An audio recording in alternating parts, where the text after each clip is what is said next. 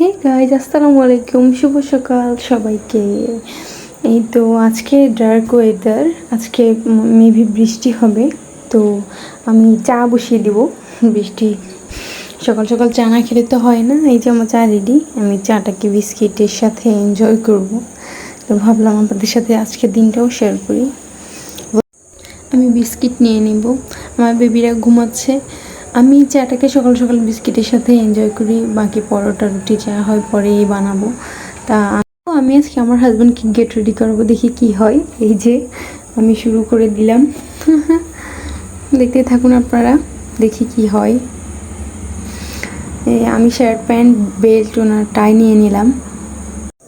এই তো আমার হাজব্যান্ড তখন আমাকে বলছিল আমার অফিসে লেট হয়ে যাচ্ছে, তো ওনাকে ফিয়ামানিল্লাহ করে আমি চলে এলাম আমার রান্নাঘরে। আমি রান্না করব। আমি নিয়েছি কাতল মাছ, আজকে আমি কাতল মাছ সিম দিয়ে আলু রান্না করব। তো আমি নিয়ে নিলাম কাতল মাছ, পুরো ধুয়ে আমি ক্লিন করে নিয়েছি। আমি এখানে সব এখন মশলা অ্যাড করব, পেঁয়াজ দিলাম, তারপর কাঁচামরিচ, এরপর হচ্ছে রসুন বাটা দিব। আমি এখানে রসুন বাটা দিয়ে দিলাম, এরপর দিব হলুদ দিয়ে দিলাম, তারপর লাল মরিচের গুঁড়া দিয়ে দিব, এবং আমি এখানে লবণ অ্যাড করব।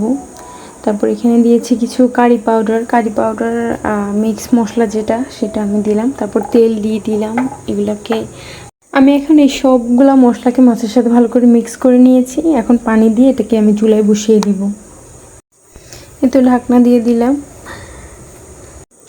পুরোটা দিলাম না, সেটা লং টাইম হয়ে যায়। সেটা আমার পেজে দেওয়া আছে, আপনারা চাইলে গিয়ে দেখে আসতে পারেন কীভাবে কাতল মাছ দিয়ে সিম রান্না করা। আমি এখানে ফ্রোজেন কিছু ধনেপাতা দিয়ে দিলাম। তো এই তো আমার মাছ রান্নার ডান।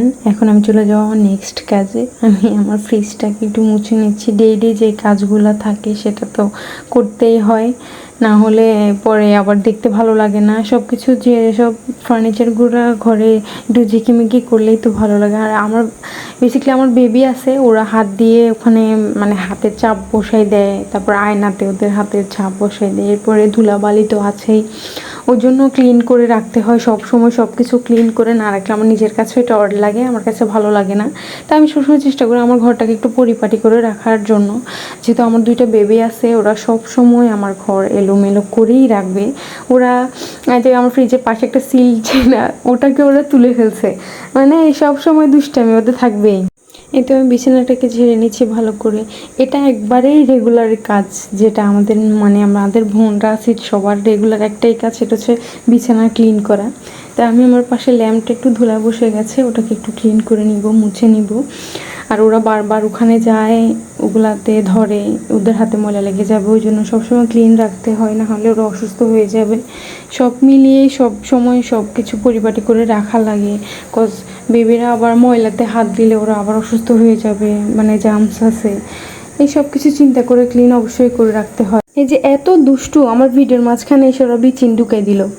মানে কি বলবো, ওদেরকে নিয়ে পারা যায় না। আমি এইদিকে যে ভিডিও করার জন্য ওরা আমার পিছু পিছু চলে যায়, ওইদিকে যে ভিডিও করার জন্য আমার পিছু পিছু চলে যায়।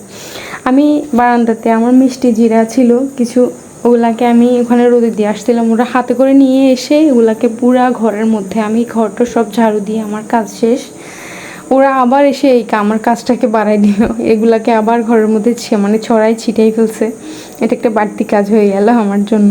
তো এগুলাকে আবার ঝাড়ু মুছ দিয়ে পরিষ্কার করতেছি।